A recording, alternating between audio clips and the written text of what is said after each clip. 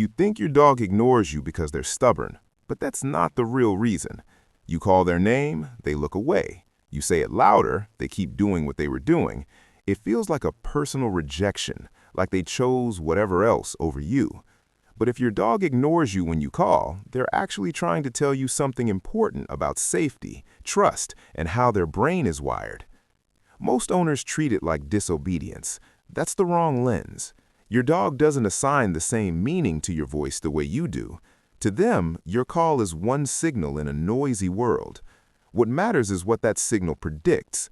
Does coming to you bring joy, danger, boredom, or an uncertain outcome? Dogs learn from consequences, not from moral lessons. If the last few times they came it meant being leashed, being left, or being interrupted mid-play, they start to weigh the cost. There's an instinct at play called learned contingency. It's simple. Animals ask, if I do X, what happens? If the answer is unpredictable, they become hesitant. So when your dog ignores you, they might be answering a very old question. Is this safe? Is this worth it? That hesitation looks like stubbornness, but it's actually caution. And caution was the thing that kept their ancestors alive. Another layer is emotional state. Dogs out in the world experience high arousal, sights, smells, other animals. When arousal spikes, the brain narrows focus. Your voice competes with adrenaline and curiosity. Their survival circuits prioritize the strongest stimulus. If that squirrel or stranger is more urgent than your voice, their brain chooses the immediate reward. That's not defiance, that's biology. There's also the trust piece. Trust isn't automatic. It's built every day with consistent outcomes. If coming to you sometimes means the fun stops, sometimes means punishment, sometimes nothing, your dog will default to what reliably gives them the best result. Think of recall like a contract. You call, you deliver something predictable and better than what they're currently getting. That predictability becomes the reason they choose you over the world. But there's even more you're missing.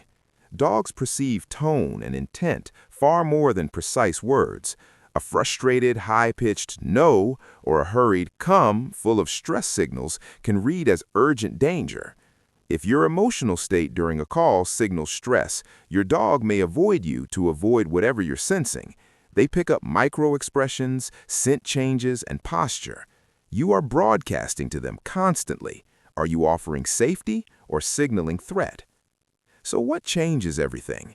Start rewarding approach consistently, not punishment. Not only treats during formal training, but tiny, reliably positive outcomes every single time they come. A soft scratch, a happy voice, a quick game. Make coming to you the best immediate option.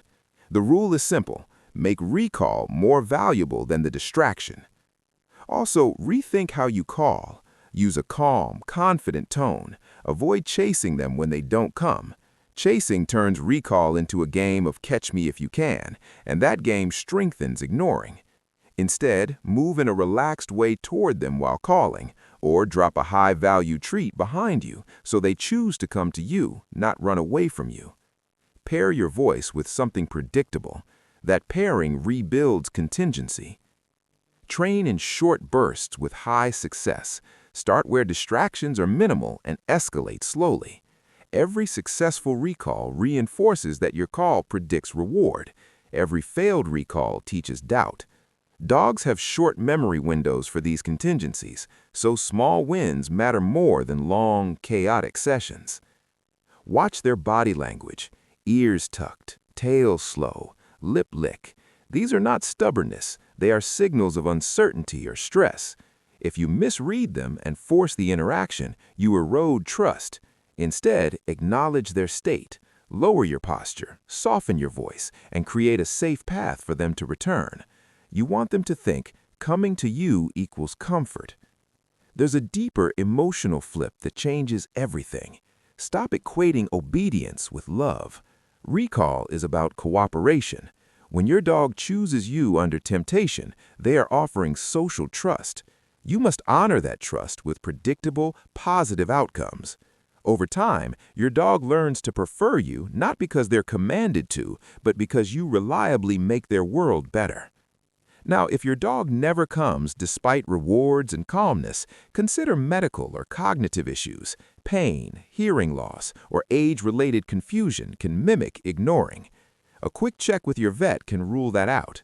And if fear is the root, like past punishment when called, rewiring must be slow, patient, and reward first. Never force, never shame. Remember this secret. Consistency creates certainty, and certainty breeds choice. When your dog is certain that coming to you equals good things, pleasure, safety, and connection, they will choose you even when the world is loud. So the next time they ignore you, don't take it as rejection. See it as data. Adjust the contingency. Make your call the best option in their world. Build trust in tiny, repeatable moments. Your dog isn't being stubborn, they're communicating what matters to them. If this is changing how you see your dog, hit like and subscribe for the next insight, because what it means when they suddenly stop coming at all is something most owners completely miss. Your dog isn't just behaving, they're communicating. Make it worth their while to answer.